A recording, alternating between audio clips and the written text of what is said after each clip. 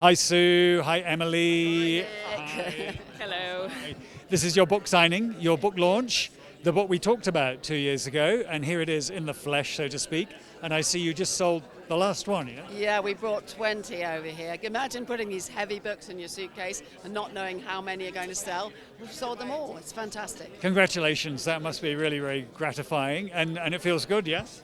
Yeah, and it's been really nice to just have little chats with people about what they're hoping to do with the book and why they succumbed to spending $48 on it, and giving them numbered copies as well and little messages. So yeah, it's been actually more substantial fun than we expected. We hope this will be fun and inspiration for lots more questioning as well as explaining. Excellent, Emily.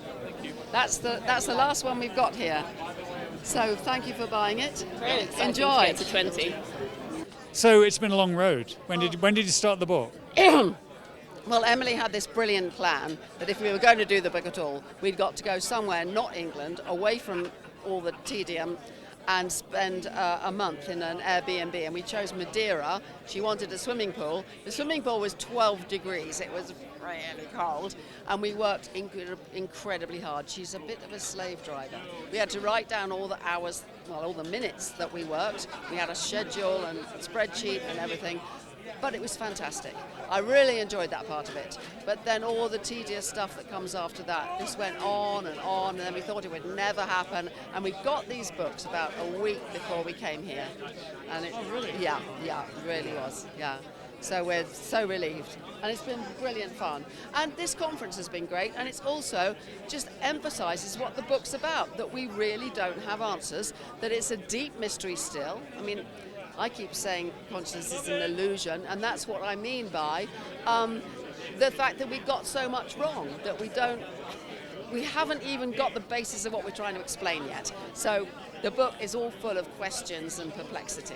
Brilliant. And am I right in saying, Emily, when you started this, were you not sort of necessarily steeped with decades worth of consciousness studies behind you? So in a way you brought a fresh perspective to it. Is that a right good way to describe it? That's a very diplomatic way to put it. I'm just, yeah, exactly. Yeah, That's good, isn't it? Sometimes you need... I think so, and several people have mentioned that they like the little literary bits that I've put in, and that, yeah, I think in general to do what this conference is doing really, and say all of these very orthogonal seeming perspectives on the thing are relevant. I think, one of the questions in the reminiscences plenary earlier was, what can non-scientists do that contributes to the project of understanding all this? And one of the answers was articulate with more precision and or creativity different forms of conscious experience. So we put some of those in from great authors down the ages who have encapsulated something in words that, well, scientific papers can't quite do. So yeah, I think I would argue That's what Emily added, and I agree. People have really appreciated that. She's put some brilliant quotes in there. Great. Do you feel now you're becoming more conscious? I mean, in the sense of TSC, what we say when we mean more conscious at TSC. What do you mean when you say that? Well, I suppose we become more, you become more aware of all the facets, all the approaches, all the pathways into the question of consciousness. When I first came to it, it was a very sort of abstract kind of hand-wavy question, but now I feel like it's just maybe more hands waving. I don't know.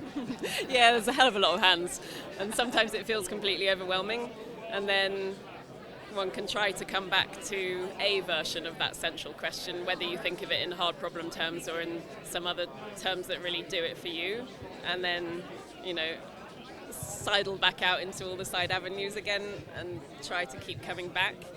Again, someone earlier talked about the difference between the kinds of scientists who keep the hard problem center stage in their work and those who kind of ignore it a lot of the time and, occasionally think back to it. And I think for me it has something of the form of the hard problem needs to be really what we're trying to tackle all the time, otherwise what's the point? There are a lot of people who just don't really relate to it. I mean, I think it's the wrong question, the wrong problem anyway, but to see that, you've got to engage with it. And there's a lot of people, I mean, I've heard papers here where people, like it's some great scheme they make and they go, this bit's conscious. And you said, well, what do you mean? Oh, well, it emerges from this bit. Well, why, how, you know. And There's a lot of that, isn't there? yeah, there is. But there's a lot of much more deep, thoughtful stuff. And as the years go by, more integration, I think, with mystical, drug, psychedelic, other world sort of experiences. And still, to my mind, too much woo-woo, paranormal stuff, which just doesn't ever seem to go anywhere, but people love it. But, you know, that's Tucson. You get a wonderful mixture. Okay, let 1,000 flowers bloom, yeah? Yeah.